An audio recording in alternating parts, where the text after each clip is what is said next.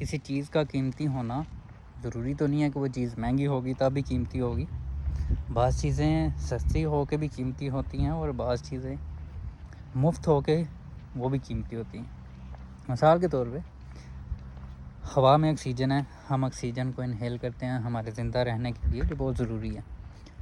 اگر مثال کے طور پہ آپ اپنے ہاتھ جو ہے ناک اور منہ پہ رکھیں اور اپنی سانس بند کر لیں, اگر آپ 5 منٹ کے لیے اپنی سانس بند کرتے ہیں, روک کے رکھتے ہیں, تو کیا ہوگا کہ آپ کے جو آرگنز ہیں, دل ہو گیا, گردے ہو گئے, ان کے ڈیمیج ہونے کا مسئلہ ہو سکتا ہے.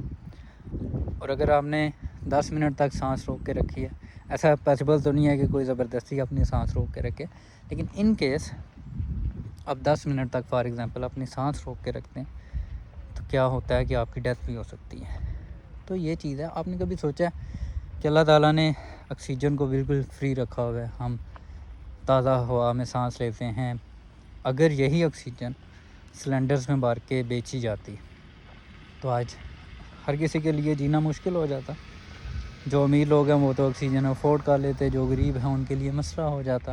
جیسے آپ موویز میں دیکھتے ہیں کہ آکسیجن سلنڈرز دے رہے ہیں, تو جو امیر ہیں ان کو ہائی کوالٹی اور اچھی کوالٹی کی آکسیجن دی جا رہی ہے, اور جو غریب ہیں جن کے پاس آکسیجن لینے کے پیسے کم ہیں ان کو تھوڑی کوالٹی کی یا پھر جو ہے ملاوٹ والی آکسیجن دی جاتی ہیں.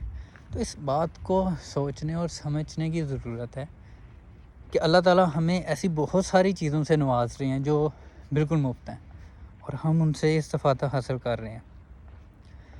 تو ضروری نہیں ہے کہ چیزیں اگر مفت ہیں تو وہ قیمتی نہیں ہیں.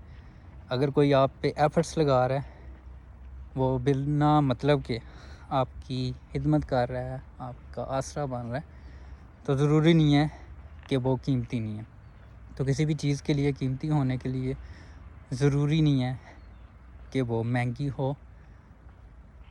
ٹھیک ہے, سمجھ گئے آپ؟